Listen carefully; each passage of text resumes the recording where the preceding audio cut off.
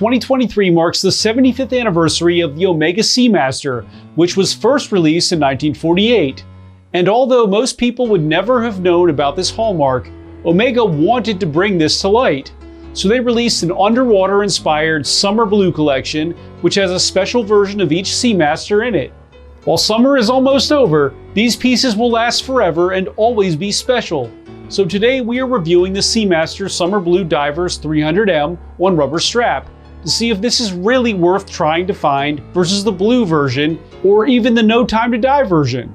It actually has some special changes that set it apart from the others aside from the color. So let's see if you will like this special version or if you are still going to be happy with the more standard variants.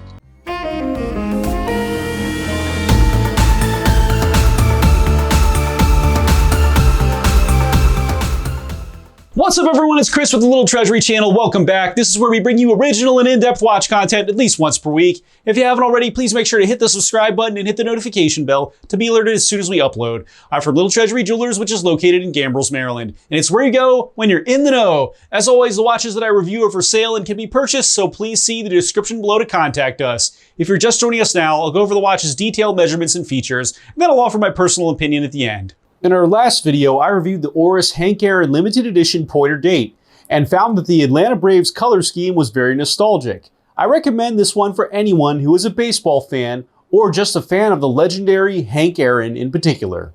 Wrist check time. I have my Omega Seamaster on again with the steel mesh bracelet. This bracelet gives the watch a whole new life in my opinion, and it is a pleasure to have it on. I'm sure that it would look amazing on this summer blue Seamaster, by the way. So please tell me which watch you're wearing while you're watching the video, and make sure to tell me why. Now let's get on to the features. My measurements for the Summer Blue Divers 300M are a 41.8mm case width, a 13.7mm thickness, a 48.8mm lug to lug, a 20mm lug width, a 30.9mm crystal diameter, and it weighs in at 118.55 grams. The top of the case has swoops of high polish at the edges with matte finish on the sides. A helium escape valve can be found at the 10 o'clock position, which is only useful if you're inside of a submersible decompressing, and a screw down crown at the 3 position with the Omega logo. The sapphire crystal is slightly domed and sits slightly above the bezel. The bezel insert is ceramic and is in blue, which is the same blue as the standard blue Seamaster, but with a summer blue enameled diving scale. It turns unidirectionally just as you would expect from a dive watch. Now let's go ahead and see how it performs.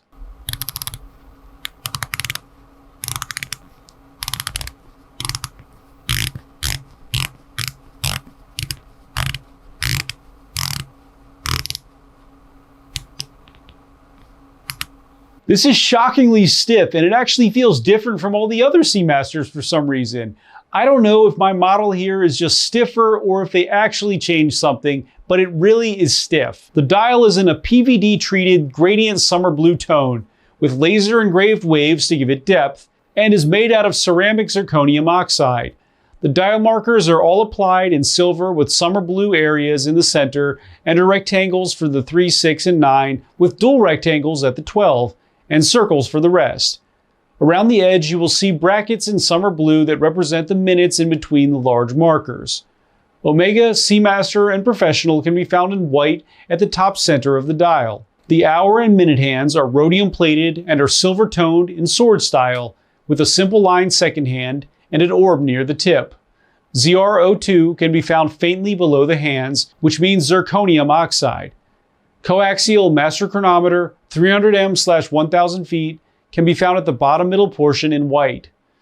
The date window is located at the 6th position and has great symmetry with a blue background and summer blue numerals.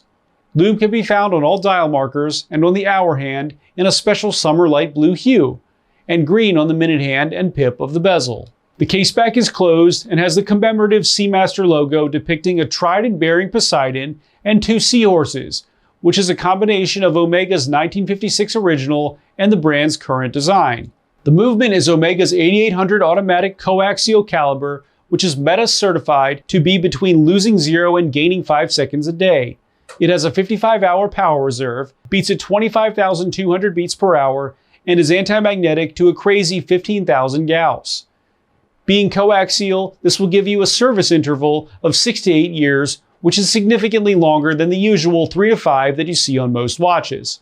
The strap is an integrated blue rubber strap, and these rubber straps that Omega makes have two nice features, one being a titanium keeper, and the second keeper with a nub that will make sure that the strap doesn't move around while you're wearing it. The tang buckle is steel with the Omega logo signed on it. The Omega Seamaster Diver's 300M Summer Blue is 300 meter water resistant, is part of the 75th anniversary collection, so who knows what Omega will do with it in the future, and can be yours for $5,900.